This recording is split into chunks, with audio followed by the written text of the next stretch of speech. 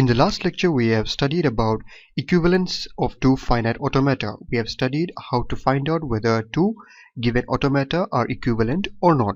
So in this lecture, we will be seeing one more example in which we will be trying to find out whether the two given automata are equivalent or not.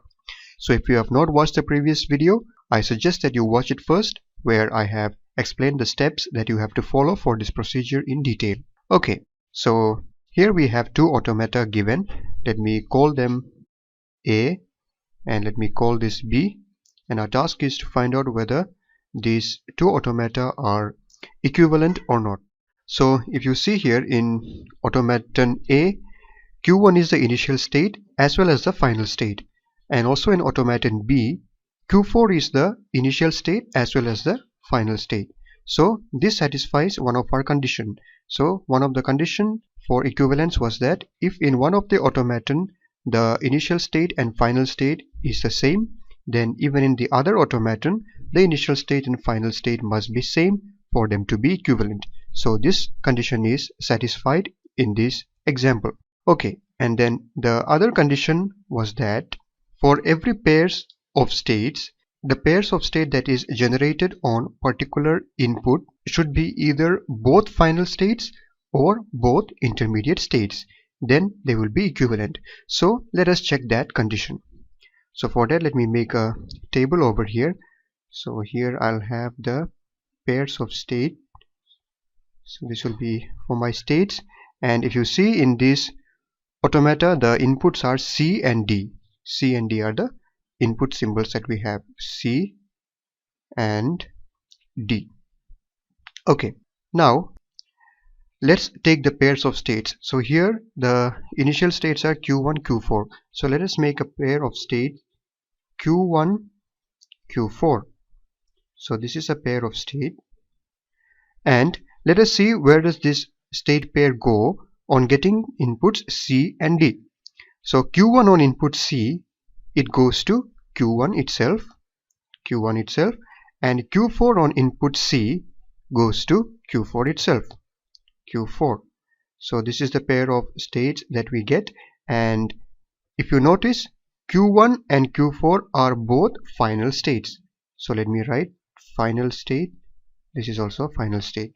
So if you find that the pairs that we obtain are both final states, then they are equivalent. So far we are finding that these automatas are equivalent. Okay, so let's see what happens on getting input D. Q1 on getting input D, it goes to Q2, and Q4 on getting input D goes to Q5. So let us check if these states are final states or intermediate states. Q2 is an intermediate state, Q5 is also an intermediate state, that means a non-final state. So here also the pairs of state that we get are both the same kind of states, that means they are both intermediate states. So this condition also supports the fact that they are equivalent. So far we are finding that they are equivalent.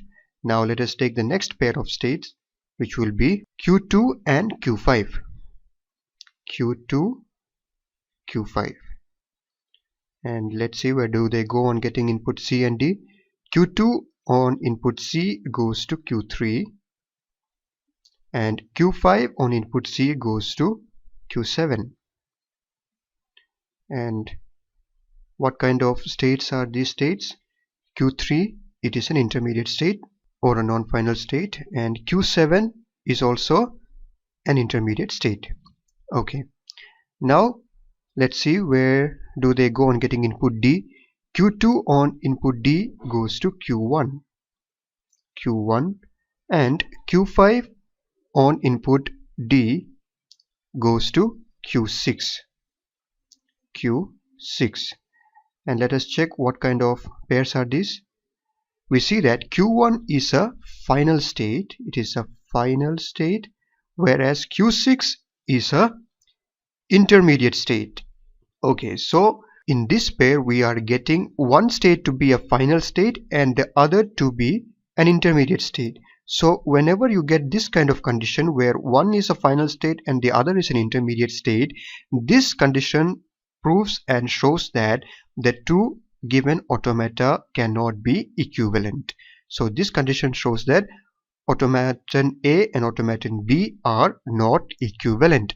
Now there are more pairs of states that we can check for, but you don't have to check, because from this condition it shows that they are not equivalent, and you can just be sure and write that A and B are not equivalent.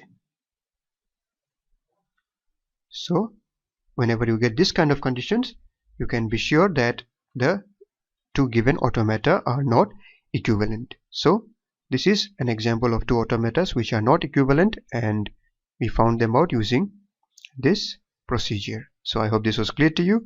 Thank you for watching, and see you in the next one.